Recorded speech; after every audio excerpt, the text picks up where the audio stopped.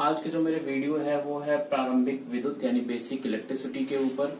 और ये जो हमारी वीडियो होगी ये उन स्टूडेंट्स के लिए है जो प्रिपरेशन कर रहे हैं टेक्निकल की इलेक्ट्रिकल ट्रेड से, चाहे वो यूपीपीसीएल का TG2 हो या रेलवे का ALP हो। जो भी इलेक्ट्रिकल से रिलेटेड हमारा टेक्निकल कॉम्पिटिशन होगा, आई होप कि उनके लिए बहुत ज्यादा यूजफुल रहेगी। सो मैं इसको स्टार्ट करता हूं। तो बेसिकली अगर हम प्रारंभिक विद्युत में देखें तो मेनली जो हम टर्म्स पढ़ते हैं वो पढ़ते हैं नंबर 1 करंट यानी धारा, नंबर 2 वोल्टेज यानी विभव, नंबर 3 रेजिस्टेंस यानी प्रतिरोध। मेनली जो है हम ये 3 टर्म्स को बहुत ज्यादा यूज करते हैं इलेक्ट्रिसिटी के अंदर। तो जो हमारा मेन फोकस होगा इन 3 चीजों के ऊपर होगा इस चैप्टर के अंदर, इस टॉपिक के अंदर। तो क्या है कि मैं ज्यादा बैक साइड में नहीं जाऊंगा कि इलेक्ट्रॉन्स क्या है, फ्री इलेक्ट्रॉन्स क्या है, न्यूक्लियस क्या है, क्योंकि वो सारी चीजें ना ही आज के टाइम में पूछा जा रहा है। एक आधे जो टर्म्स होंगे उसके बारे में डिस्कस कर लेंगे, वो करंट की डेफिनेशंस में आएंगे जो। तो चलिए सबसे पहले जानते हैं कि आखिरकार करंट है क्या, यानी धारा है क्या। यानी धारा की जो डेफिनेशन दी जाती है, यानी करंट की जो डेफिनेशन दी जाती है वो ये दी जाती है कि किसी भी क्लोज सर्किट के अंदर फ्लो होने वाले जो फ्री इलेक्ट्रॉन्स होते हैं वो हमारा क्या कहलाता है, करंट कहलाता है। सपोज कीजिए हमारे पास एक सर्किट है,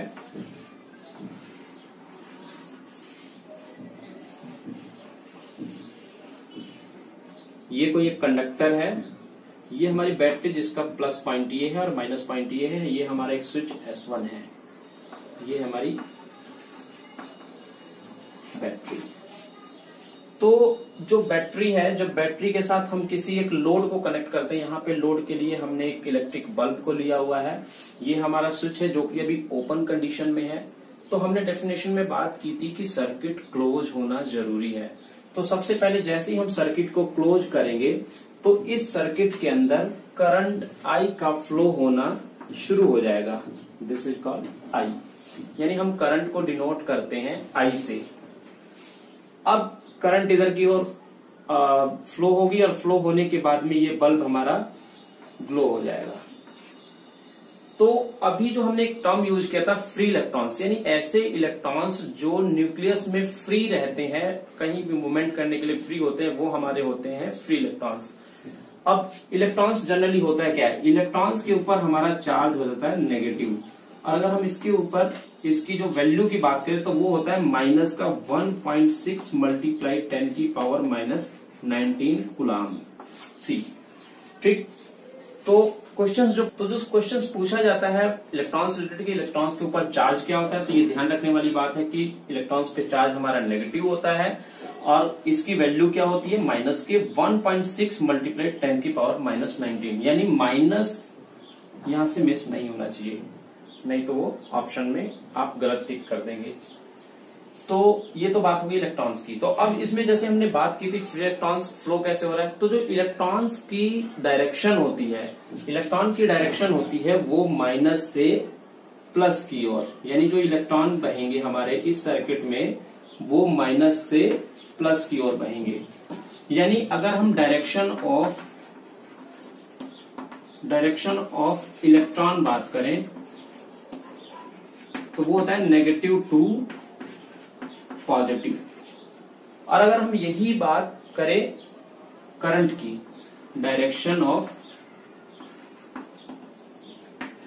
करंट, तो वो होता है पॉजिटिव टू नेगेटिव। तो ये 2 चीजें ध्यान रखने वाली बात यही है कि इलेक्ट्रॉन की डायरेक्शन किसी सर्किट में किधर से किधर होता है, तो वो होता है नेगेटिव टू पॉजिटिव। और अगर हम करंट की बात करें तो करंट का डायरेक्शन होगा पॉजिटिव टू नेगेटिव। ये ऑप्शनल में कई बार पूछे जाते हैं और पूछा भी गया है कई बार।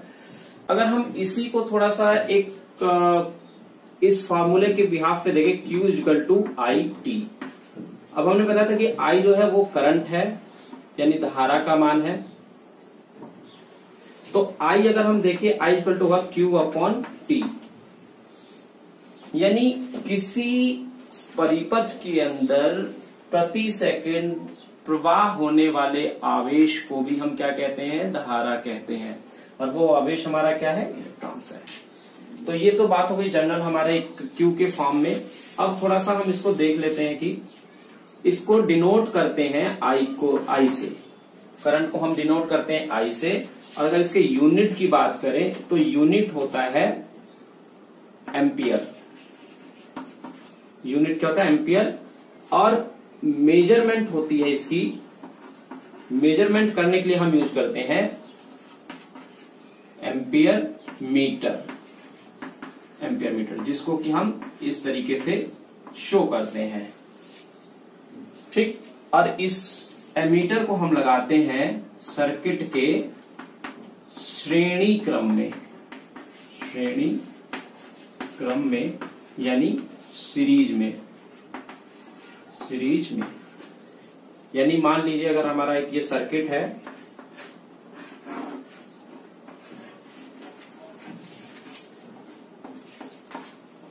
अगर हम इसमें एमीटर लगाना है तो सीरीज में लगा देंगे, यानी हमने यहां से सर्किट को ब्रेक किया, यहां पे एक एमीटर को हमने लगा दिया। तो एमीटर कहाँ लगता है हमारा, सर्किट के श्रेणी क्रम में लगता है। तो बात ये हुई सारी हमारी करंट के बारे में कि करंट की डेफिनेशन क्या थी, इसको डिनोट किससे करते हैं, इसका मात्रक क्या है, इसको मेजर किससे करते हैं। हालांकि जो ये मेजरिंग वेजिंग है ये सब एक अलग चैप्टर है जिसमें मेजरिंग इंस्ट्रूमेंट में आते हैं, तो वहां पे डिटेल में थोड़ा सा डिस्कस करेंगे जब इसके ऊपर लेक्चर होगा। तो ये पूरा डिटेल हो गया बेसिकली हमारा करंट से रिलेटेड। अब हम बात करते हैं दूसरा टर्म था जो हमारा वोल्टेज।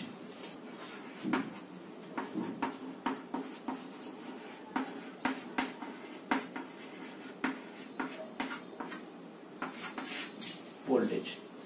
तो अब ये बात आती है कि आखिरकार किसी भी सर्किट के अंदर वोल्टेज की जरूरत पड़ती क्यों है। तो जिस तरीके से हमें किसी भी टैंक में पानी को पहुंचाने के लिए प्रेशर की जरूरत होती है, इसी तरीके से हमें किसी भी परिपथ के अंदर, यानी कोई जो हमारा बंद परिपथ है उसमें जो हमारे फ्री इलेक्ट्रॉन्स है, यानी जो हमारे मुक्त इलेक्ट्रॉन्स हैं, उनको फ्लो कराने के लिए हमें किसकी जरूरत होती है, प्रेशर की जरूरत है। और उसी प्रेशर को हम इलेक्ट्रिकल में विभव के नाम से जानते हैं। तो यानी जैसे कि अभी हमने एक सर्किट बनाया था जिसमें कि ये हमारी बैटरी थी, ये हमारा सर्किट है, ये हमारा स्विच है और ये हमारा बल्ब है। जैसे ये सर्किट क्लोज होगा ये हमारा बल्ब जलना शुरू हो जाता है। तो आखिरकार ऐसा क्या होता है, वो यही होता है कि इस बैटरी का वोल्टेज, मान लीजिए कि ये हमारा 110 वोल्ट की बैटरी है, तो यानी इसके ऊपर 110 वोल्ट का पोटेंशियल यानी क्या लग रहा है, प्रेशर लग रहा है। क्योंकि अगर हम प्रेशर देंगे नहीं तो जो फ्री इलेक्ट्रॉन्स है वो मूव नहीं करेंगे, मूव नहीं करेंगे तो धारा नहीं बहेगी। तो इसलिए विभव वह चीज है, वोल्टेज वह चीज है जो किसी भी परिपथ में फ्री इलेक्ट्रॉन्स को मूवमेंट कराने के लिए रिस्पॉन्सिबल होता है। अब इसको डिनोट करते हैं V से। मात्रक की हम बात करें तो मात्रक होता है वोल्ट। इसको मापने के लिए जो मेजरमेंट होता है इसका वो करते हैं वोल्ट मीटर से, वोल्ट मीटर से, और इसको सर्किट में लगाते हैं समांतर क्रम में, जैसे कि यहां पे हमने लगा दिया। तो हम कहा लगाते हैं, सर्किट के समांतर क्रम में लगाते हैं।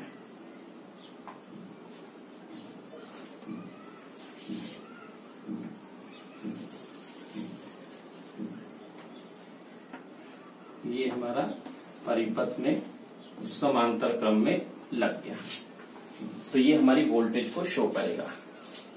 तो ये हमारी बात हुई वोल्टेज की, यानी वोल्टेज हमारा क्या होता है, एक तरीके का इलेक्ट्रिकल प्रेशर होता है जो कि मुक्त इलेक्ट्रॉन को फ्लो कराने के लिए प्रेशराइज करता है। थर्ड टर्म्स हमारा इसमें आता है रेजिस्टेंस, जिसे हम प्रतिरोध कहते हैं, प्रतिरोध। अब अगर हम जनरल भाषा में बात करें कि आखिरकार होता क्या है प्रतिरोध, तो जैसे हम कहते हैं कि हमारे रास्ते में कोई पत्थर आ गया तो वो क्या होता है, हमारे रास्ते का एक तरीके से बाधा होता है। तो इसी तरीके से जो हमारा इलेक्ट्रिकल सर्किट होता है, इलेक्ट्रिकल सर्किट के अंदर जो प्रतिरोध है वह उस परिपथ का एक बाधा है, यानी एक रुकावट है। तो वह तत्व यानी वह एलिमेंट जो हमारे परिपथ में बाधा उत्पन्न करे उसको क्या कहते हैं, प्रतिरोध कहते हैं। तो ये हमारा एक सर्किट है जो जनरली हमने पहले भी बनाया था। अगर हम ये कहें कि इसमें कोई बाधा उत्पन्न करनी है तो हमने यहाँ पे क्या किया, एक प्रतिरोध लगा दिया जिसको R से डिनोट करते हैं प्रतिरोध को। ये हमारा स्विच था, ये हमारी बैटरी थी। तो प्रतिरोध क्या होता है कि जो हमारे परिपथ में बाधा उत्पन्न करे, और इसको R से डिनोट करते हैं। इसका मात्रक जो होता है वो होता है OHM यानी ओम, और जिसका सिंबल होता है हमारा ये। इसका अगर सिंबल देखें तो सिंबल इस तरीके से होता है, और इसको मेजर करते हैं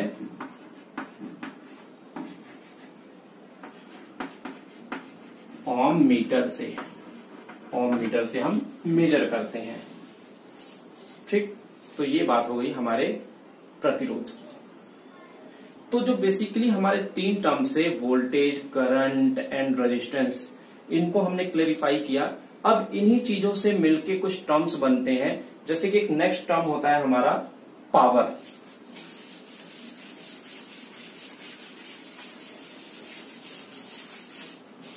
फोर्थ टर्म बनता है पावर, जिसको बोलते हैं शक्ति। तो शक्ति के बारे में भी आपने मैकेनिकली अगर देखें यानी जनरल भाषा में देखें तो क्या कहते हैं, साइंस में हमने पढ़ा होगा कि कार्य करने की दर को क्या कहते हैं, शक्ति कहते हैं। अब अगर हम यानी P = क्या होता था, W/T। ये तो हमारा एक मैकेनिकल के अंदर जो हम बात करते थे शक्ति के लिए वो ये था। अब अगर हम इलेक्ट्रिकल कनेक्शंस के अंदर पावर की, अब अगर हम इलेक्ट्रिकल टर्म में बात करें पावर की, तो जनरली एक फार्मूला अगर हमने सुना होगा तो वो ये होता है P = VI, यानी ये क्या है, हमारा वोल्टेज है और ये हमारा है करंट। तो जनरली अगर हम एक डेफिनेशन यहाँ पे देखें पावर की यानी शक्ति की, तो वो होता है वोल्टेज और करंट का गुणनफल, वोल्टेज और करंट का मल्टीप्लिकेशन। तो ये हो गया हमारा वोल्टेज और करंट के टर्म में। एक फॉर्मूला होता है P = I²R, यानी ये हमारा होता है किस टर्म में, करंट और रेजिस्टेंस के टर्म में। तो अभी तक हमने 4 टर्म को देखा, और ये 4 टर्म कौन कौन से थे, करंट था, वोल्टेज और हमारा रेजिस्टेंस एंड पावर। अब इस चीज को थोड़ा सा हम समझते हैं कि एक बार कंसोलिडेट करते हैं चारों चीजों को एक साथ।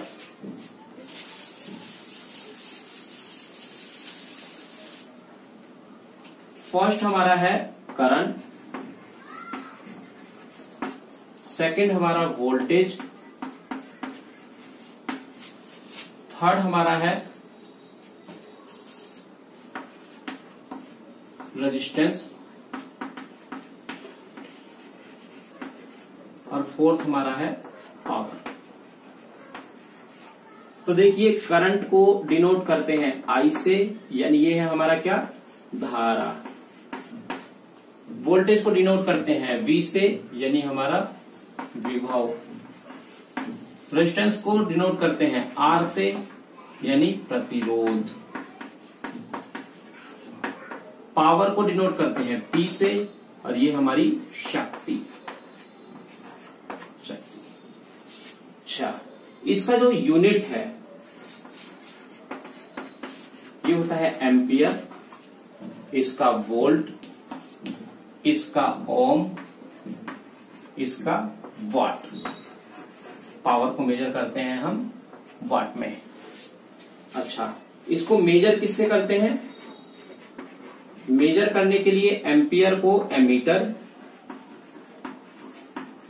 जो कि श्रेणी क्रम में लगाया जाता है, वोल्ट मीटर, जो कि समांतर में लगाया जाता है, ओम मीटर से, वाट को वाट मीटर से, वाट मीटर से। तो ये हमारे चार जो टर्म्स थे, इन चारों टर्म्स के बारे में एक जो हमारा एक तरीके से टेबल थी, एक कंपैरिजन टेबल टाइप में हमने बनाई। अब जनरली हम एक जैसे कि बल्ब देखते हैं, तो बल्ब के ऊपर जनरली हमने देखा होगा क्या लिखा होता है। अगर हम 100 वाट का बल्ब ले रहे हैं तो 100 वाट 230 वोल्ट एंड 50 हर्ट्ज। तो इसका मतलब क्या होता है? इसका मतलब ये होता है कि जो पावर है उस बल्ब की वो है 100 वाट, 100 वाट, जिसकी वोल्टेज 230 वोल्ट है और वो फ्रीक्वेंसी 50 हर्ट्ज पे काम कर रहा है। चूंकि जो हमारे घर में अप्लायंसेस यूज होते हैं वो मैक्सिमम एसी वाले होते हैं, यानी जो बल्ब है वो एसी पे काम करता है, और हमारे इंडिया में जो फ्रीक्वेंसी है वो 50 हर्ट्ज है, 50 हर्ट्ज है। ये क्वेश्चंस भी बहुत ज्यादा रिपीट किया जाता है कि हमारे इंडिया के अंदर जो फ्रीक्वेंसी है वो कितने हर्ट्ज की है, एसी की। तो एसी की जो फ्रीक्वेंसी होती है वो 50 हर्ट्ज होती है। इसीलिए जितने भी अप्लायंसेस बनाए जाते हैं वो 50 हर्ट्ज पे वर्क करने के लिए बनाए जाते हैं इंडिया के लिए।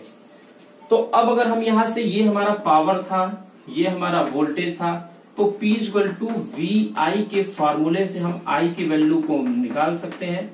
P अपॉन V यानी 100 अपॉन 230 इक्वल टू 0.43 के अप्रॉक्स आएगा, 43 या 44 के आसपास आएगा, ये कैलकुलेट कर लीजिएगा। तो यानी क्या हो जाएगा, ये हमारा करंट की वैल्यू यहाँ पे आ जाएगी उस बल्ब के द्वारा ली जाने वाली। तो आई होप कि आप लोगों को ये चीजें समझ में आई होंगी, बेसिक इलेक्ट्रिसिटी में जो चीजें थी।